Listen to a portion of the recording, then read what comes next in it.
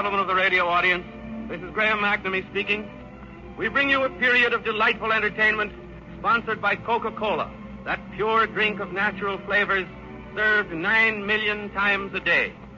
A half hour devoted to popular music and unusual news of sports by Grantland Rice. We dedicate this program to the pause that refreshes.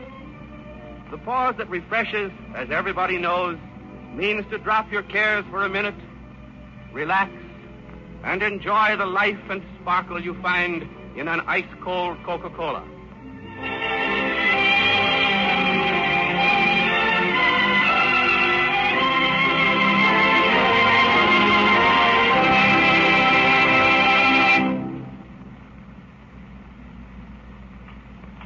First, a famous song from the famous talkie, Sunny Side Up.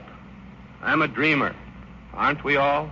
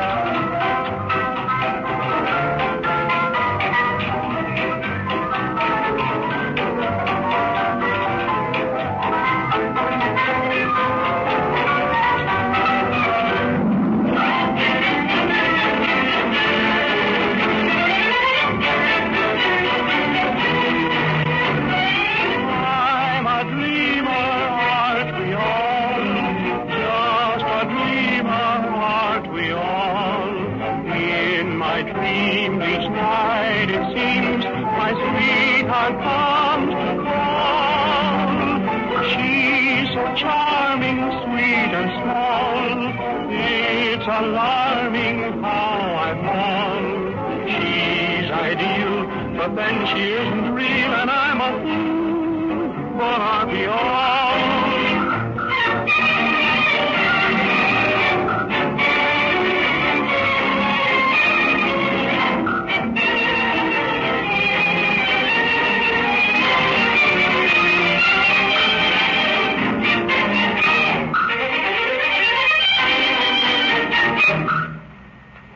You've already realized that you're listening to an orchestra different from any that's ever been on the air.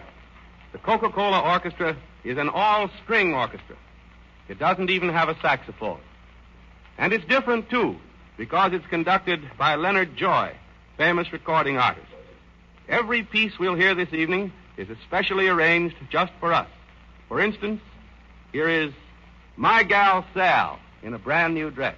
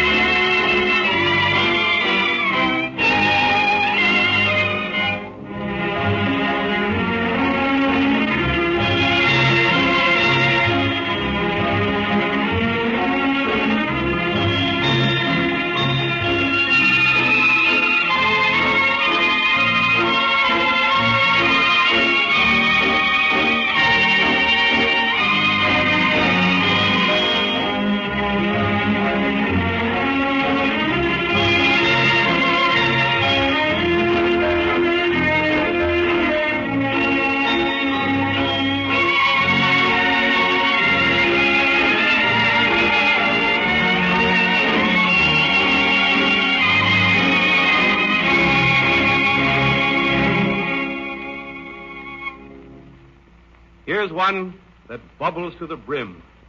Sweeter than sweet. It'll make you want to dance.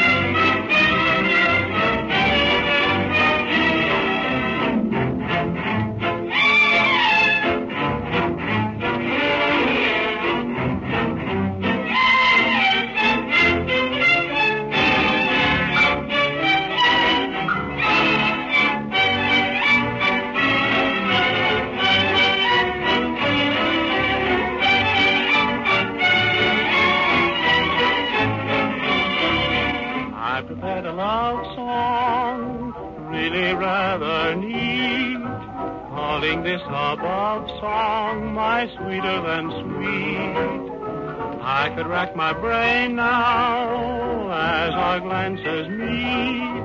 Just a line remains now, my sweeter than sweet. And if I ever lose you, all my dreams are wrecked. You mean the world to me, or words to that effect. Very few love songs that I've ever heard are quite so incomplete, so silly and so absurd. Main thing is that you are, as I have inferred, my sweeter than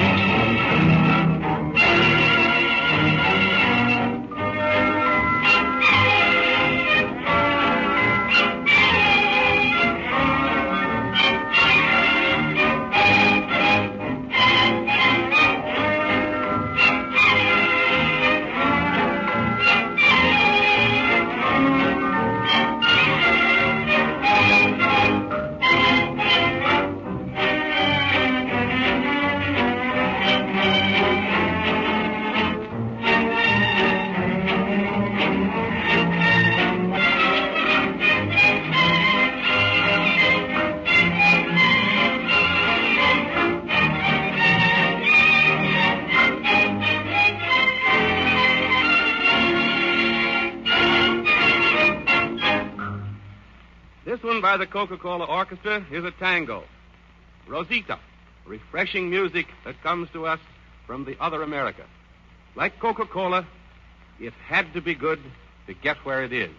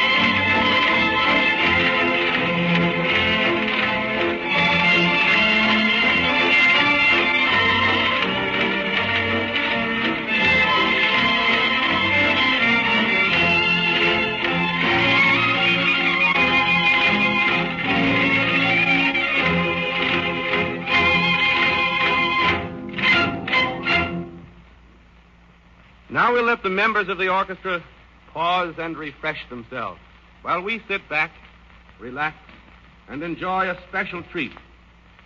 Just the time for an ice-cold bottle of delicious and refreshing Coca-Cola.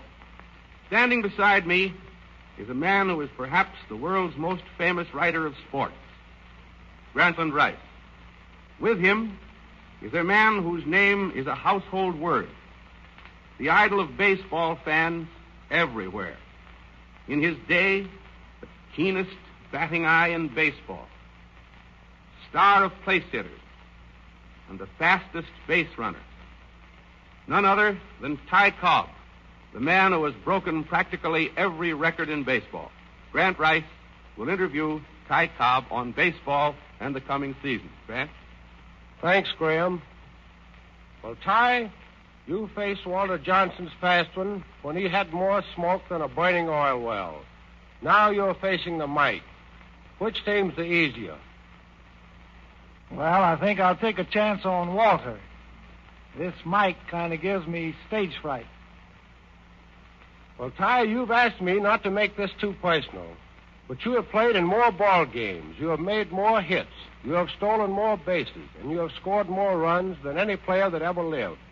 A record like this is a personal matter with a good many million people. First of all, I would like to ask you the biggest thrill you ever got in any one game. Well, Grantland, I've played in over 4,000 ball games in the last 25 years, and the biggest thrill I ever got came in a game against the Athletics in 1907. I was only 20 years old then, not quite 21, and it looked as if this game meant the pennant. The Athletics had us beaten with Rube Waddell pitching. They were 2 runs ahead in the 9th inning when I happened to hit a home run that tied the score. This game went 17 innings to a tie. And a few days later, we clinched our first pennant. You can understand what it meant for a 20-year-old country boy to hit a home run off the great Rube in a pennant-winning game with 2 out in the 9th. Boy, I suppose you've missed the old game a lot, Ty. All the thrills and crowds and the headlines and all. I thought I would miss it a lot, Graham, but I haven't. It's a great old game, but I've almost felt like a prisoner who was set free. Just how do you mean, Ty? Baseball to me was more work than play. In fact, it was all work. You see, I was lucky enough to lead the league when I was 20 years old. After that, I wanted to lead it every year. I never thought I was any genius, so I gave up my life to the game for 25 years. I suppose I was in nearly 30,000 plays, and I at least tried to think about every play and how it should be made. Here's one example. I figured out one play to use against Hal Chase. He used to snap the ball over to third to catch me rounding the bag. I'd always slide back. I had to wait 2 years for the right time to work it. But one day, I just kept on going and managed to score the winning run. Did you have any set system to work on, Ty? Yes, my system was all offense. I believed in putting up a mental hazard for the other fellow.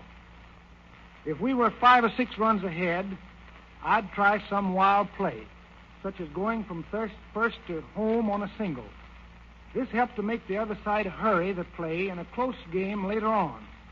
I worked out all the angles I could think of to keep them guessing and hurrying.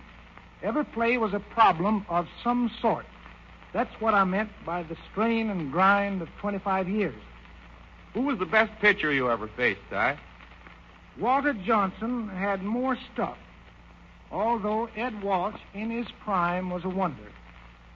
But the ones who gave me the most trouble were pitchers like Mogridge, Carl Wildman, and Carter, all left-handers who depended more on slow curves and dinky-dinks. They bothered me more than speed or fast curves. Well, who was the hardest hitter you ever saw? Well, you can't beat the Babe. Ruth is one of the few who can take a terrific swing and still meet the ball solidly. His timing is perfect. Lajoie was the hardest line hitter I ever saw, and I'd like to see Sam Crawford, Joe Jackson, and Frank Schulte lay against this modern ball. But none of them had the combined eye and power of Ruth. There's one thing, Ty, I've always wondered about, and so have many others. How did your legs ever stand the strain of more than 4,000 ball games and more than 4,000 hits when you were always at top speed? Well, in the first place, I always tried to keep in condition. And I can tell all the boys that means everything. For instance, I only ate 2 meals a day. I built up my legs in 2 ways. I hunted all through the winter, frequently walking all day long. I almost lived on my legs. In addition, I always hunted in heavy boots. When the training season opened, I fixed a piece of lead to my shoes. I took the lead off when the pennant race opened, and I felt as if I could run faster. I lost some of the old spring in the last year or 2, but my legs today are as strong as they were. If you want good legs, you have to put them to work. I never gave mine any holidays. How did you steal so many bases, Ty? There were others just about as fast. As I said before, you had to do more thinking in the old days when home runs were fewer. Games were close, and every play counted. The 2 most important things in base stealing are getting the jump on the pitcher and making your slide away from the baseman. In stealing bases, I always watched the baseman's eyes to know where the ball was coming. His eyes had to watch the ball. I didn't have the time for this, but his eyes told me, and then I knew where to throw my body away from the baseman. I am pretty sure, Ty, everybody would like to have you pick the next 2 pennant winners. For any good pennant-winning ball club, the second year is the easiest to repeat. The Athletics and the Cubs were both good teams, and I think they will be fighting it out again in the next World Series. That's my pick, anyway. Thanks a lot, Grant, and you, Ty. I believe I can speak for just about everybody when I say I'm looking forward right now to the interview Grant Rice is preparing for next week with another famous figure in the world of sport. And now, off to a fresh start with the Coca-Cola Orchestra playing its own version of Wild Rose.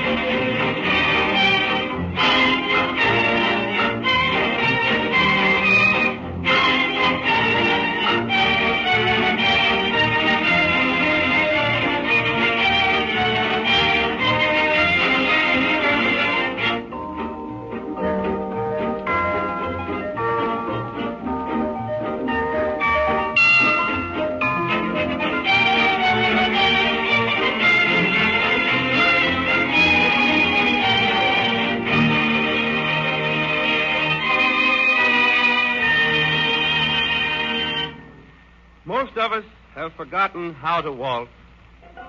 Yet we want the Coca-Cola Orchestra to play for you Sweet Mystery of Life, set to waltz time. We'll just relax again in our easy chairs and enjoy another pause that refreshes.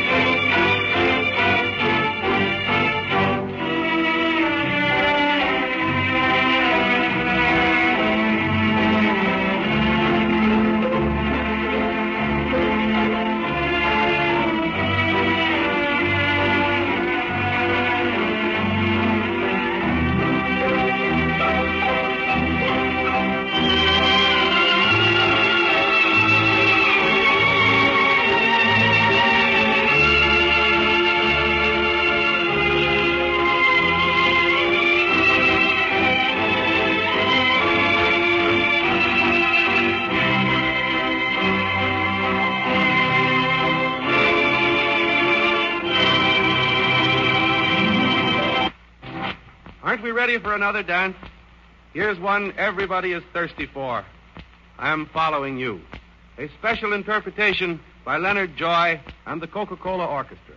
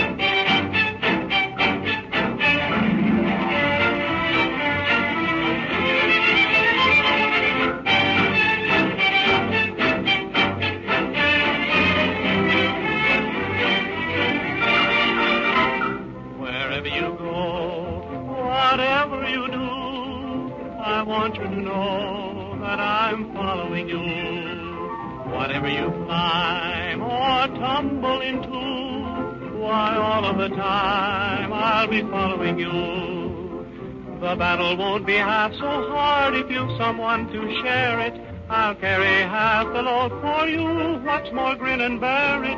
You're part of my heart. You know that it's true. Wherever you start, I'm following you.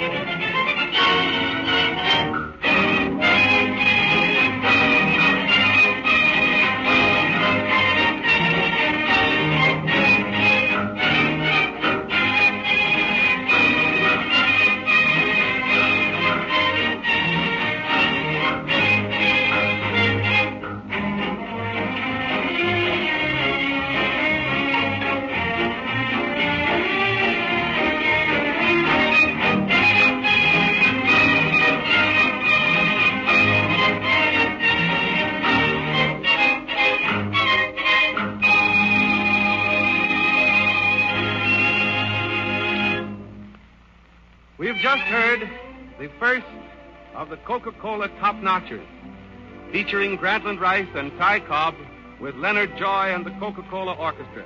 A program of tingling music and sparkling news of sport, as refreshing as ice-cold Coca-Cola itself.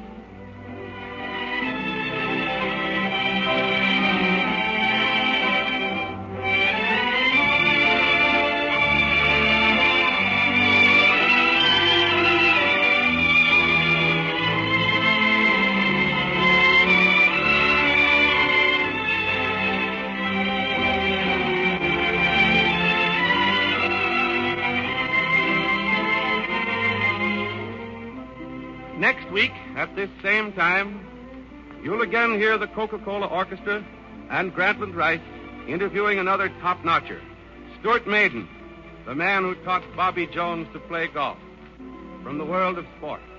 Listen in. Everybody's invited. This is Graham McNamee bidding you good night all and refreshing rest.